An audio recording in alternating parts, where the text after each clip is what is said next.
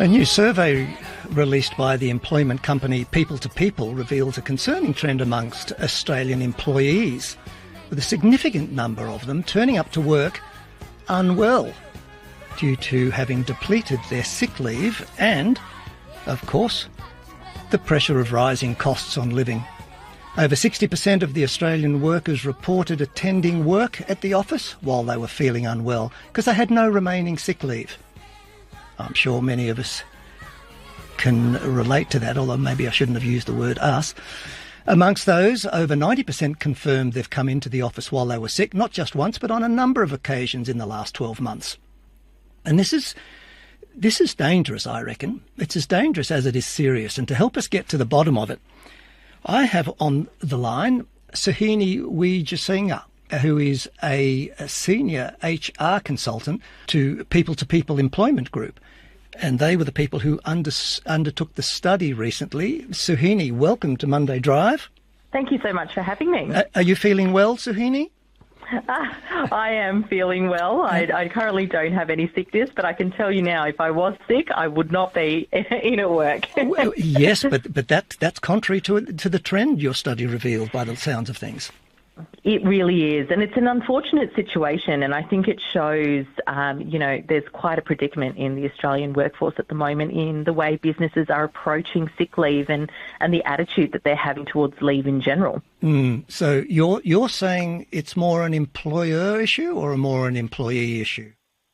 Look, I think it's definitely on the onus of the employer to manage this particular issue.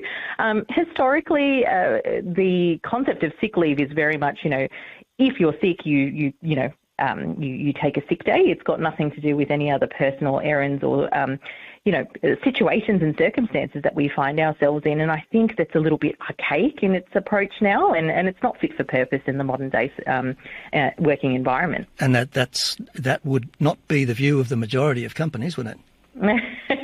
Look, I think there's a lot of approaches that businesses can take in this situation, which is going to really benefit them at the end of the day. Our responsibility is to ensure that people are fulfilled and feeling the ability to thrive in their workplace. And I don't think, the best place to sort of start that is to look at it as a tool for performance, which I think is where the root of the problem is at the moment. Employers really should sort of reevaluate how they, implement their sick leave policy, and they should transition away from that traditional sick leave to something called personal leave, which is what People2people has for all of their workers at the moment. And it's really to ensure that employees have flexibility to use their days for a variety of different needs, not just illness. Yeah. And I think it's also, at the end of the day, who wants to go to the doctor when they're sick with a cold? When really, we all know the best medicine is to just stay home and get better. Yeah, I'd like to think that the company you represent, People2people, if they're not leading the fray in terms of best practice, then we're all in a bit of trouble, really, aren't we? Tell us a little bit about the study itself, because anyone can rattle up statistics. Tell us about the study. So, at People2people, we obviously have access to a large number of employees working in various numbers of industries and different businesses, and not just, from a permanent full-time perspective, but casual, fixed term. And, we had tens of thousands of respondents for this particular study. And so it really did give us a very solid overview of where the current trends are sitting at the moment. Right. But I think it speaks to a larger issue, which is, we all changed after COVID in terms of the way that we do work and the way that we, believe a person can commit and obviously fulfill what their obligations and duties are. And I think part of being, competitive and staying competitive is understanding that there's a shift in the mindset, and to be a competitive business, you need to adapt to those shifts. And part of that is how you implement leave in the workplace. And really what it comes down to is starting from a place of trust. People want to come in and do a good job.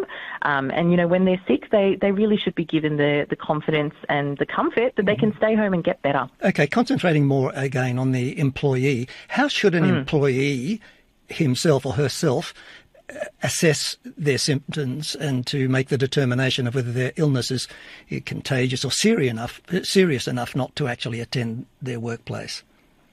Look, I think if you've got anything that's contagious, best practice is to stay at home. Sometimes those things can be very, very mild, and it could be that you feel fit to actually work, but you just don't want to be spreading any disease in the actual workplace. Yeah. So, if there's some flexibility there to work from home, definitely take advantage of it. But if you are unwell, the best practice is that you take the time off that you need.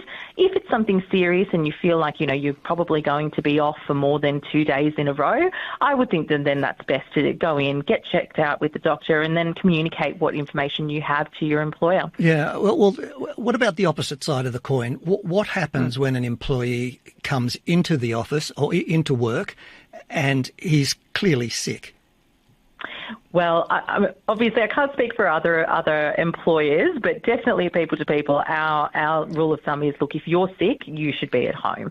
And if you're not well enough to be able to do the basic tasks that you have in your day-to-day, then you should take a day off rather than working from home, because we have an obligation as an employer to provide a safe and healthy working environment, not just to that particular employee that's unwell, but to everybody else as well. Yep. And at the end of the day, you're going to, as an employer, you're going to have multiple people off at the same time if you get somebody that's sick coming in during winter, especially in this freezing cold weather that we've been having, and just spreading it around. So I would definitely recommend that. Right. So that puts an onus onto the employer to kick out anyone they see in the office who's coughing and sneezing and doing stuff all over other employees.